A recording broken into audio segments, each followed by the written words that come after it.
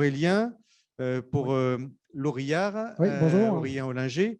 Donc aujourd'hui, sur les cycles de vie des menuiseries extérieures, on disait, alors tout à l'heure, je te regardais parce qu'on disait oui, les menuiseries, ils ont plutôt été changées dans les bâtiments d'enseignement. Je te voyais faire la tête en disant non, c'est pas vrai. Oui, alors effectivement, parce que nous, on intervient sur de la fabrication et de remplacement de menuiseries extérieures et on nous appelle souvent quand il y a besoin. Donc, on trouve qu'il y a encore beaucoup de travail à faire là-dedans. Et c'est pour ça que voilà, je suis là devant vous.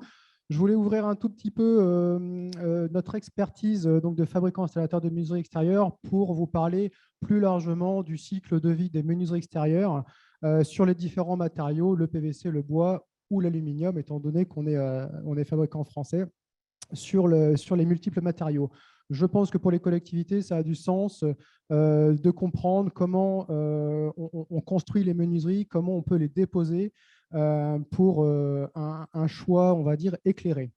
Juste pour vous présenter très très rapidement notre groupe, donc le groupe Laurillard, fabricant installateur français de menuiseries extérieures, tout matériaux. Notre siège social est à Chartres, une photo aérienne de notre site en photo. Et nous intervenons sur tout type de rénovation. Nous intervenons sur de la copropriété, sur des bâtiments qui appartiennent à des bailleurs sociaux et bien évidemment sur des écoles. On rénove en moyenne entre 5 et 10 écoles par an, souvent sur les périodes de juillet et août. C'est l'un des challenges que l'on relève. Alors, un petit quiz qui ouvre un petit peu cette présentation. Donc, au niveau des menuiseries extérieures, quel matériau de menuiserie extérieure est, on va dire, réutilisable au sens large? Donc, le PVC en réponse A, l'aluminium B, le bois C, et j'ai quand même inclus le verre, qui fait partie, bien sûr, d'un élément important de la menuiserie. Voilà, je crois que tout le monde a pu voter. Regarde bien l'écran de retour, hein. Tu n'as pas besoin de regarder l'écran qui est derrière toi, c'est le même. Benjamin, on peut présenter les résultats? Ça vote? Parfait. Alors, la réponse est globalement pertinente, puisqu'en fait, on s'aperçoit que au niveau des menuiseries extérieures, tout est réutilisable, recyclable. Le bois, on va dire qu'il va être revalorisable. Alors, on va rentrer un petit peu dans le vif du sujet. J'ai fait cette présentation par matériaux. Donc, on va attaquer par le PVC. On ira sur l'aluminium et le bois ensuite. Et il y aura une petite part un peu plus technique à la fin de la présentation. Donc, le PVC, c'est issu principalement de la pétrochimie, 43%. Le PVC se présente sous une petite poudre blanche dans laquelle on vient rajouter des additifs. Voilà. Une donnée importante, c'est que la réglementation a largement évolué sur la formulation du PVC. Et les menuiseries PVC que l'on voyait il y a encore quelques années, qui avaient tendance à ne pas être stables dans le temps, on voyait beaucoup de PVC jaunir, devenir très cassant. Les formulations ont largement évolué et aujourd'hui, on arrive à avoir du PVC sans plomb. Donc ça, c'est une directive qui nous l'impose depuis 2015 et qui est stable dans le temps. Donc c'est quand même un matériau qui, on va dire, en plus d'être économique, dure dans le temps. Alors le PVC, ce qu'il faut comprendre, c'est qu'on peut le réutiliser. Alors, ce petit schéma vous présente un peu le cycle de vie d'une menuiserie PVC. En étape 1, on vient déposer une menuiserie en PVC. Alors, comment ça se passe sur le chantier? Ce n'est pas compliqué, on intervient par l'intérieur. Et la menuiserie, on va soit la déconstruire in situ ou soit l'envoyer directement dans une filière de recyclage où là, le verre, les crémones vont être séparés directement dans le centre de traitement. Parfois, il nous est imposé de le faire sur site. Donc là, tout simplement, en pied de bâtiment, on aménage des zones de chantier pour venir casser les profils PVC et séparer le PVC du verre des éléments ferreux. Tout simplement, on met en place plusieurs bennes. Ensuite, les profils PVC, donc quand ils sont traités en centre de recyclage, eh bien, tout ça, c'est broyé et on va nous réacheter des profils qui vont être fabriqués à partir des petites billes de PVC. Ces petites billes vont être issues de la pétrochimie, donc du PVC, je dirais neuf, mais les profils de fenêtres, donc c'est pour ça que j'ai mis une petite coupe, les profils de fenêtres, si le pointeur veut arriver, voilà. Vous avez des profils Donc là, c'est une coupe sur un profil ouvrant, un profil dormant. Donc, tout ça, c'est fabriqué avec du PVC neuf et également du PVC recyclé à environ hauteur de 30%.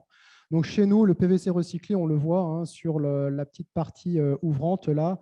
À l'intérieur, il est de teinte grise. Donc, c'est quand même assez intéressant et relativement vertueux de pouvoir fabriquer aujourd'hui des fenêtres issues d'anciennes fenêtres rénovées.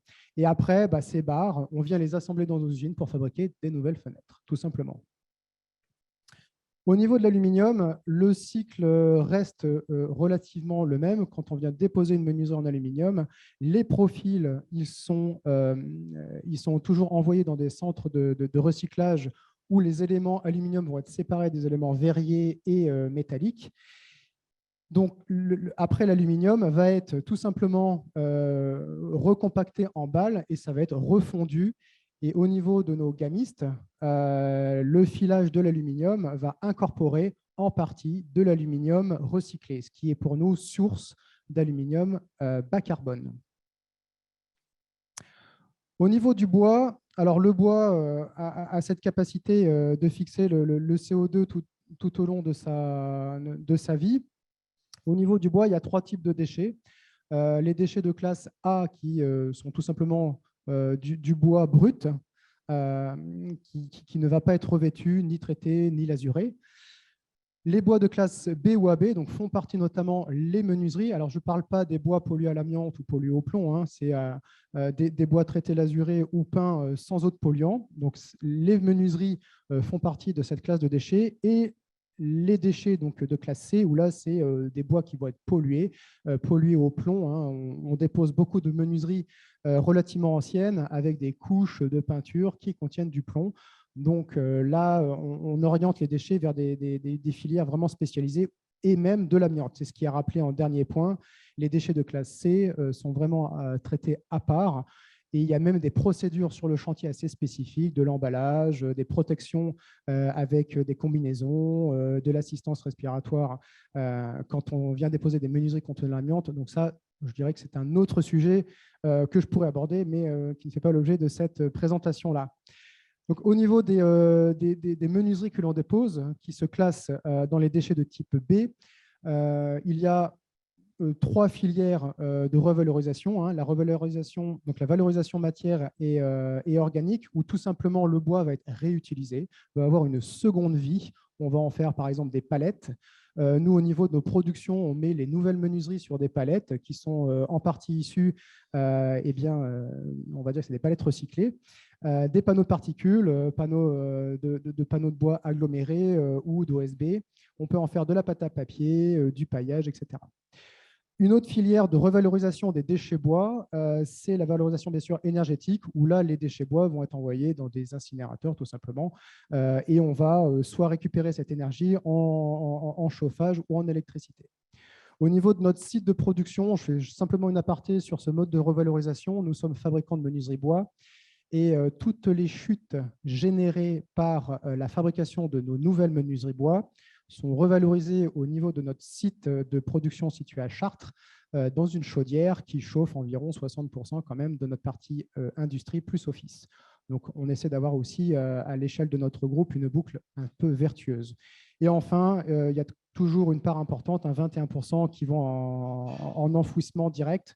Donc là, on a encore du chemin à faire dans ce traitement de type de déchets. Je voulais partager avec vous quelques exemples et un petit peu les différents avantages des différents matériaux, en particulier pour les bâtiments d'enseignement. On essaie de recentrer un petit peu ça autour de la thématique. La menuiserie PVC, alors nous, au niveau de notre activité, sur la région Île-de-France et Paris, on opère sur beaucoup d'écoles en bois et en aluminium. Et l'activité PVC en école est un petit peu moins importante. Alors, c'est peut-être aussi la typologie actuelle de nos chantiers qui font que. Néanmoins, ça reste un matériau très intéressant. Pourquoi ? Performance thermique qui va être un petit peu meilleure à vitrage, on va dire, équivalent par rapport à une gamme aluminium ou une gamme bois. Donc, on arrive à avoir un coefficient thermique 1,3. Donc, c'est notamment une exigence du BAT EN104. Hein. Ça, on finit par bien le connaître. Et l'ensemble de nos gammes peuvent répondre bien sûr à cette performance. Au niveau de la menuiserie, on est toujours sensible dans les écoles, bien sûr, au traitement sécurité garde-corps, les allèges par flamme. Ça, au niveau de la gamme PVC, tout ce qui est sécurité des personnes et garde-corps, il n'y a pas de problème. Tout ce qui est sécurité incendie, notamment les allèges par flamme, vont être traités en menuiserie aluminium ou bois. Donc le PVC reste un matériau bien sûr économique. Donc c'est un très bon isolant et on peut rénover quand même un bon nombre de fenêtres, on va dire pour un coût relativement réduit. Ces gammes-là offrent quand même des personnalisations importantes. C'est vrai que dans les écoles, on aime apporter un peu de couleur, un autre cachet. Avec le PVC, sachez que c'est possible. On opère sur une technologie un tout petit peu différente. Si vous avez un choix de teinte important, c'est du plaxé, tout simplement. On vient revêtir les profils d'un film. Tous les types de menuiseries peuvent être posés en rénovation ou en dépose total. Donc ça, je pense qu'il y a assez de documentation pour savoir ce que c'est. Est-ce qu'on enlève le bâti de l'ancienne fenêtre ou on le garde? Donc ça, toutes les gammes sont compatibles avec ces deux types de poses. Donc le PVC incorpore chez nous et dans les grands industriels menuisiers 30% de PVC recyclé. Donc c'est quand même un matériau un petit peu pensé pour l'environnement. Et on peut avoir la fonction, et ça c'est sur tous les types de gamme, les limiteurs d'ouverture, les systèmes anti-dégondage. Je sais que dans les écoles, quand les opérateurs, notamment de nettoyage, viennent nettoyer les ouvrants, on ouvre les ouvrants et des accidents sont déjà survenus, tout simplement en se relevant. On vient cogner l'ouvrant et l'ouvrant tombe. Donc l'opérateur, malheureusement, peut subir un choc parce que l'ouvrant lui tombe dessus, ou bien même l'ouvrant peut tomber à l'extérieur du bâtiment, c'est déjà arrivé, et occasionner un accident si quelqu'un passe dessous. Donc sachez qu'il existe des systèmes pour éviter le dégondage d'ouvrants. Donc ça, on sait bien sûr le faire. Le PVC a le dernier avantage d'être assez facile en entretien. Je dirais que c'est un matériau qui est très lisse. Donc, il va avoir cette tendance à ne pas trop capter les poussières, mais néanmoins un simple nettoyage de façade. Et je dirais que le tour est joué. J'avais mis juste un petit exemple. Donc là, c'est une rénovation qu'on a opérée à la Ville du Bois, Institut du Sacré-Cœur, où on a rénové un peu plus d'une centaine de menuiseries en PVC. Menuiserie bois, alors là, on opère énormément Paris-Île-de-France pour des suggestions de sites classés, ABF notamment. Et dans Paris, de toute façon, aujourd'hui, le PVC, très clairement, c'est très rare qu'on arrive à en poser. Je trouve que c'est un bien sur certains bâtiments qui sont quand même au niveau de leur architecture très travaillés. Je trouve ça quand même un peu dommage de mettre du PVC. Donc là, je vous ai montré deux exemples de rénovation d'écoles que l'on a fait sur des périodes d'été, l'une dans Paris et l'une à Provins. On va un petit peu plus loin. Donc là, la menuiserie, c'est pareil. Menuiserie bois, on sait obtenir des coefficients thermiques compatibles avec les objectifs fixés en termes de rénovation et d'économie d'énergie. La menuiserie bois peut être aussi largement personnalisable. Encore une fois, dans les écoles, quand on veut porter de la couleur, on peut le faire en menuiserie bois. On sait faire de la bicoloration en menuiserie bois, la face extérieure d'une teinte différente de la teinte de la face intérieure. Donc ça, c'est assez intéressant. Au niveau de cette gamme-là, on sait faire des menuiseries, on va dire, un peu plus modernes, des menuiseries à recouvrement. Et on sait également faire le vrai système historique de menuiserie noix et gueule de loup, pour ceux qui connaissent, ou quand on ouvre les deux ouvrants à la fois. Donc voilà, dans le respect aussi de l'architecture des bâtiments existants. Donc pareil, sur la gamme bois, on sait traiter la limiteur d'ouverture, des systèmes anti-dégondage d'ouvrants pour la sécurité des élèves, mais également des agents de maintenance.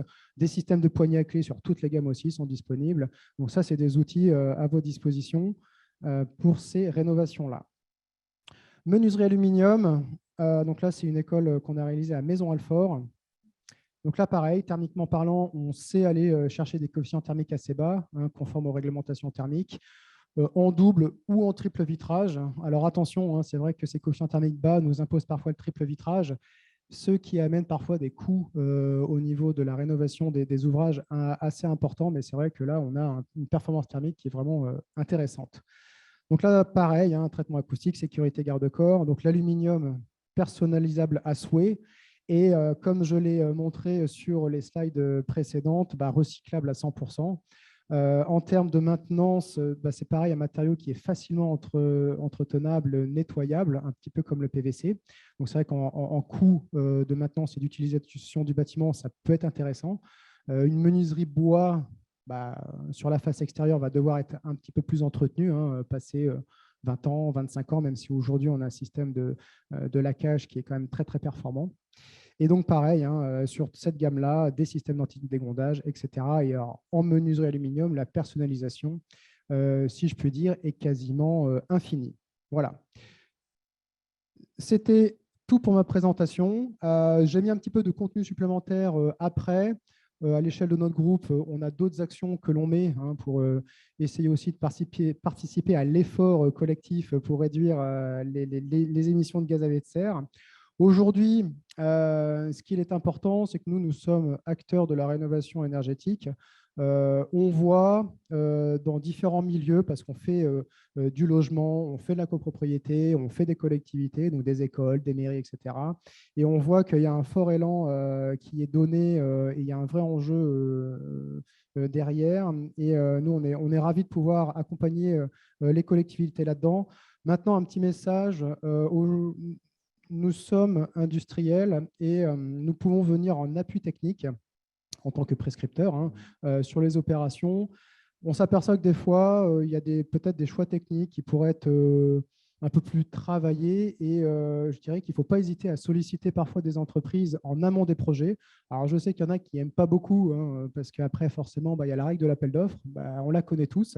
Mais pour autant, je pense qu'il y a des vraies solutions dans les entreprises sachantes dans leur domaine pour avoir des solutions économiques, mais dans le sens du gain énergétique important. Et je trouve que des fois, on n'est peut-être pas assez sollicité en amont. Et voilà, c'est un petit message que je voulais faire passer. On est là pour ça, pour vous accompagner, même si derrière, après, il y a le jeu de l'appel d'offres. Et on sait ce que c'est, tout simplement. Voilà, on peut remercier Aurélien. Merci Aurélien pour cette présentation.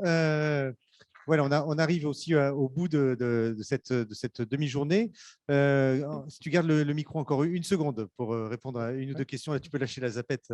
Par contre, celle-ci, on n'en a plus besoin. La question que je me posais, moi, au niveau des menuiseries, bon, alors, juste avant, une petite remarque, c'est je pense que les collectivités aussi vont voir les ALEC, Energis, on en parlait tout à l'heure, pour se renseigner sur les types de travaux qu'elles devraient faire en amont, où certaines ont des ingénieurs, comme on décrivait tout à l'heure, qui sont capables aussi de prendre des décisions et de réfléchir à des projets.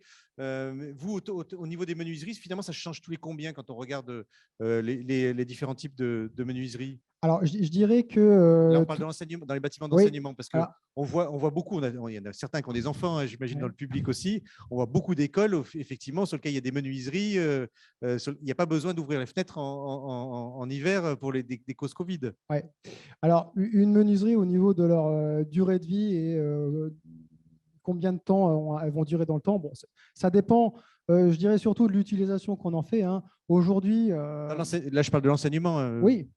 Alors, parce que dans l'enseignement, parfois, on voit effectivement des menuiseries qui vont être un petit peu maltraitées, sollicitées, parce que les élèves vont les ouvrir, il ne faut pas se le cacher. Quand c'est des professeurs qui manipulent les ouvrages, ça se passe déjà nettement mieux. Donc, je dirais un choix de solidité à première vue. C'est sûr qu'un matériau comme de l'aluminium ou du bois va être un petit peu plus conseillé, tout simplement parce que le PVC, c'est tout simple, mais il est tout simplement un peu plus flexible. Voilà. Donc, je dirais qu'en bâtiment d'enseignement, même si le PVC est quand même assez robuste et on le dimensionne pour, on sait le renforcer, on préconise un peu plus souvent de l'aluminium ou du bois. Voilà. Dans l'enseignement. Et donc, la durée de vie après d'une pose d'une menuiserie? Là, vous êtes, je dirais, tranquille pendant une petite trentaine d'années. Sur de la menuiserie bois, attention. Petite réserve, c'est sur l'entretien de la face extérieure où il faudra peut-être repasser après 20-25 ans, tout simplement une petite remise en peinture lors d'un ravalement, par exemple. Ouais. Et si on regarde juste sur l'aspect énergétique aujourd'hui, parce que là, on voit des projets, 40, on a beaucoup parlé, on l'a rabâché aujourd'hui, 40%, 50%, 60%. La menuiserie, c'est combien dans un bâtiment Alors, c'est marrant parce qu'on en discutait un petit peu au tout début. C'est vrai que les bâtiments d'enseignement, on voit un peu de tout.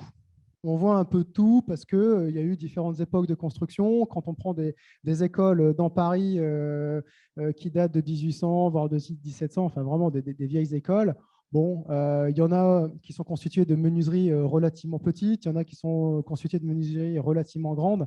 Donc je dirais qu'il n'y a malheureusement pas de règles ou de chiffres magiques. Tout dépend en fait de l'importance de la surface vitrée dans le bâtiment. Et c'est ce que je disais, c'est vrai que les menuiseries, malheureusement, elles sont peu aidées et peu subventionnées. Et je me disais, alors peut-être que parfois, c'est vrai qu'elles participent relativement peu quand les ouvertures sont petites, mais quand vous avez des surfaces vitrées complètes, ça nous arrive d'opérer sur vraiment des grandes façades. On va avoir un exemple cet été, là, où il y a quasiment 50% de surface vitrée sur chaque partie de bâtiment. On peut se dire que là, changer ces fenêtres, ça a du sens. Et Ouais, c'est là où peut-être que si je veux un chiffre, alors c'est quoi? C'est en pourcentage sur un. Juste pour donner un. c'est compliqué à dire, hein. Ça peut aller, alors je dirais peut-être de 10 à peut-être 40%, Oui, mais donc bon, je dirais voilà, que c'est donc relativement ça peut large, être hein. l'épaisseur ça peut être cet ordre de grandeur-là, en tout Ouais, cas, ouais, ouais. c'est pas à quelques pourcents. Parce que Mm. si je retiens ce qu'on disait sur les C2E tout à l'heure, c'est de l'ordre de c'est 4% ou, Mm. de financement. Donc Bah oui. finalement, au regard Ah de ouais. l'économie d'énergie, c'est pas grand-chose. Mm. C'est ça. Voilà, donc on a eu notre chiffre. Merci beaucoup Aurélien pour Merci cette à toi. présentation.